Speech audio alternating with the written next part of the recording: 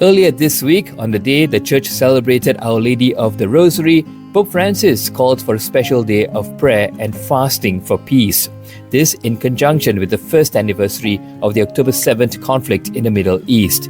The day before, Pope Francis presided over a solemn Rosary prayer in Rome's Basilica of Saint Mary Major, invoking the intercession of the Virgin Mary for peace in the world.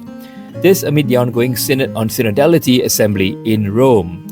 One of our representatives from Malaysia is Father Dr. Clarence who has been regularly updating his followers on Facebook. We've highlighted a few snippets on page 10. In his conversation with the Holy Father, Father Clarence said, "I bring you the greetings of the people of Malaysia." He nodded, smiled, and gave me a blessing. I'm sure that blessing extends to all of Malaysia. God bless.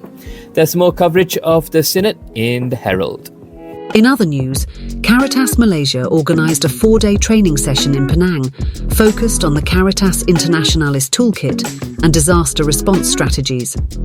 17 participants from 8 archdioceses and dioceses attended the training, which focused on humanitarian principles, rapid needs assessments, emergency operations centres, volunteer management and safe programming. Read more on page 7.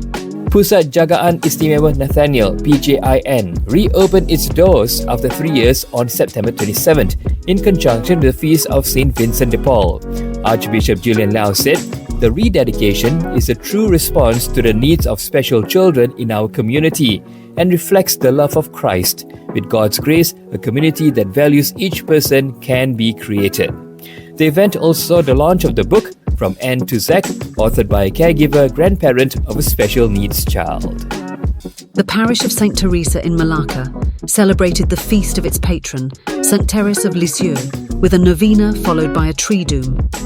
The novena, which began on September 17th, drew parishioners to the sky roof beside the church, where a beautifully adorned statue of St. Teresa stood.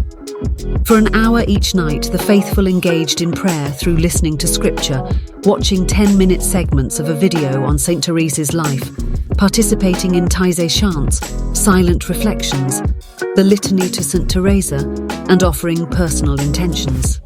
And in our inspirational segment, we have Raymond, a talented young sculptor from Cheras. As the only deaf member of his family, Raymond has overcome challenges to carve a niche for himself in the world of art and sculpture.